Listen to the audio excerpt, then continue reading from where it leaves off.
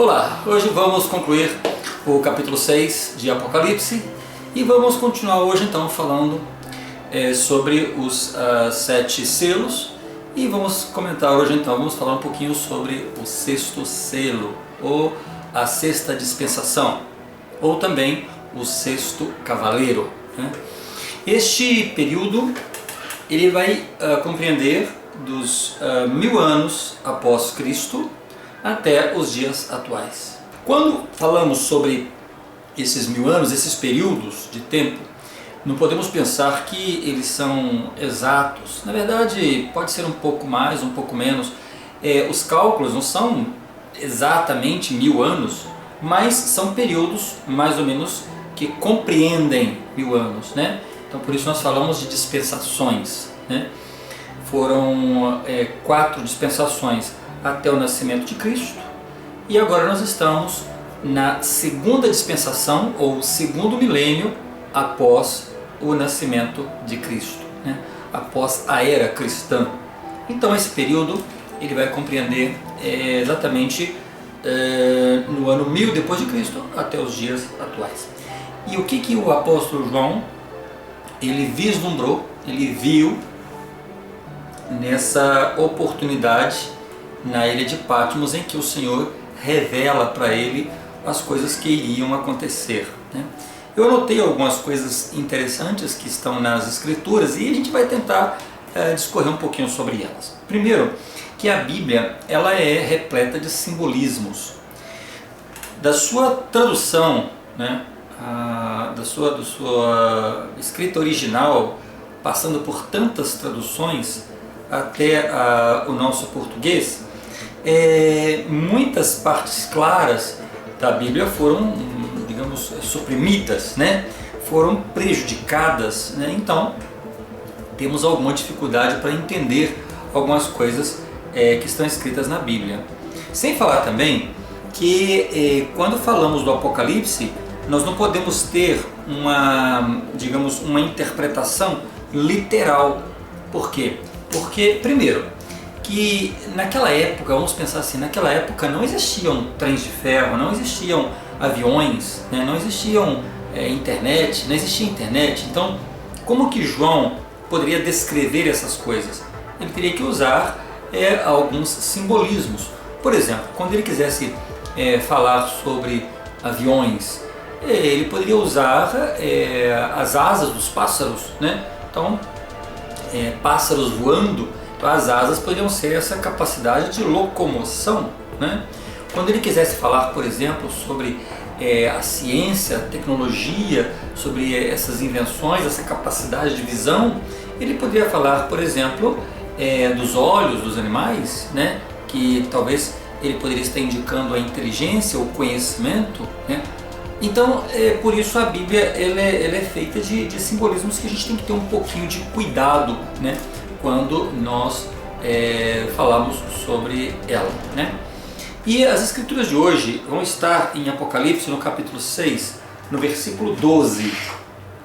E ele vai falar assim: E havendo aberto o sexto selo, olhei, e eis que houve um grande tremor de terra, e o sol tornou-se negro como um saco de cilício, e a lua tornou-se como sangue. E as estrelas do céu caíram sobre a terra, como quando a figueira lança de si os seus figos verdes, abalada por um vento forte.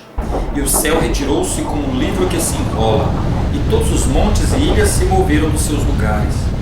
E os reis da terra, e os grandes e os ricos, e os tribunos e os poderosos, e todo servo e todo homem livre, se esconderam nas cavernas e nas rochas das montanhas. E diziam aos montes e aos rochedos: Cai sobre nós, e escondei-nos do rosto daquele que está sentado sobre o trono e da ira do Cordeiro, porque é vindo o grande dia da ira, e quem poderá subsistir?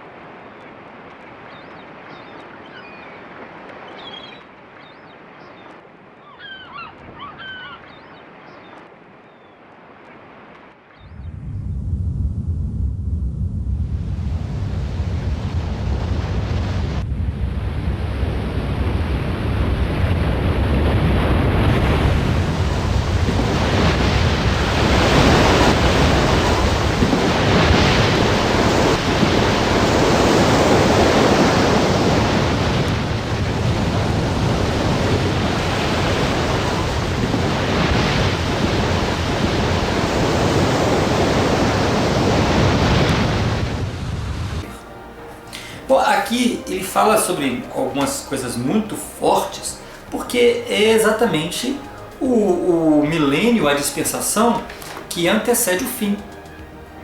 No próximo cavaleiro, que é o sétimo selo, já vai falar sobre o milênio em que Cristo estará entre nós. É chamado de a era sabática da Terra, né? É o sétimo dia. Então nós estamos vivendo agora na madrugada dessa era sabática, né? Nós estamos bem próximo desse início desse sétimo milênio, que é o sétimo cavaleiro. Então por isso, se nós pegarmos então o que aconteceu nesses 1000 anos, foram 1000 anos de extremas transformações, né? Os profetas escrevem sobre fatos que aconteceram em cada período da criação da Terra, mas nunca houve nessa Terra tanta iniquidade, nunca houve tanto pecado, e nunca houve tanta violência, e nunca houve tantas calamidades como as que estão acontecendo e as que estão previstas para acontecer agora nesse sexto milênio, né? Se nós pensarmos bem, no milênio que antecedeu o nascimento de Cristo, foi o milênio das guerras, da fome, né? Foi o milênio do sangue, né? Então, todas as forças do mal estavam se movendo porque Cristo nasceria. Então isso aí a gente viu lá no milênio que antecedeu o nascimento de Cristo, né? O quarto milênio. Então é natural que agora, sabendo que ele voltará, que ele virá, então todas as forças do mal estejam aí reunidas de novo, né? Então é o período que as maiores calamidades, as maiores catástrofes estão previstas. Talvez eu vou tentar colocar tudo nesse vídeo, mas talvez eu tenha que dividi-lo, né, para citar alguns versículos, né, do Apocalipse. Mas vamos lá, vamos comentar um pouquinho sobre as coisas que acontecerão nesse período, né, desse milênio, né, que nós estamos vivendo agora, né. Também o livro do Apocalipse, ele é conhecido como o livro das revelações. Por quê? Porque ele revela coisas que aconteceriam. Mas ele não foi o único profeta que teve essa visão, né? Além de João, nós temos um outro profeta que é chamado de Joel. Ele vai, durante o capítulo inteiro, né, é o capítulo 2 de Joel, ele vai descrever bastante sobre guerras e desolação que precederiam essa segunda vinda de Cristo. Então eu sugiro que os mais interessados que possam ler todo o capítulo 2 de Joel. Mas vamos lá, no livro Apocalipse, no sexto selo, ele vai citar alguns fatos que aconteceriam, né, nesse período dos 1000 anos, né? Algumas curiosidades sobre o Apocalipse e essa segunda vinda de Cristo, que vai acontecer no final deste milênio que nós estamos vivendo agora, que muitas pessoas às vezes desconhecem ou imaginam de outra forma, né? Então, algumas curiosidades. A primeira delas é que quando Cristo nasceu, as pessoas pensavam que ia haver um homem todo-poderoso, um príncipe, um descendente de reis, né? Ou de alguma família muito importante, porque ele viria para dominar os maus, para subjugar, né? E no entanto ele nasceu numa manjedoura, né? Ele nasceu no estábulo entre animais. Quando Cristo nasce, então ele nasce como uma pessoa humilde, né? Ele nasce como filho de um carpinteiro, ninguém esperava, por isso ele foi muito rejeitado, né? Porque ninguém esperava que uma pessoa como ele fosse quem ele declarava ser. Ele se dizia que ele era o filho de Deus, né? E as pessoas não aceitavam isso. Outra curiosidade também é que na primeira vez eles esperavam que ele viesse toda a majestade, todo o poder, e ele nasceu humilde. Mas na segunda vinda agora, né, quando ele voltar, as escrituras dizem que ele virá em glória, então que ele virá com poder. E o mais interessante, ele não virá vestido de branco, não, ele virá vestido de vermelho, né? Mas por que a cor vermelha? As escrituras falam que a cor vermelha representa o sangue, né? O sangue que ele, o sofrimento que ele teve no jardim do Getsemane, né? E em Isaías, no capítulo 63, dos versículos de 1 a 3, ele faz referência a essa vestimenta, né? A como Cristo voltaria.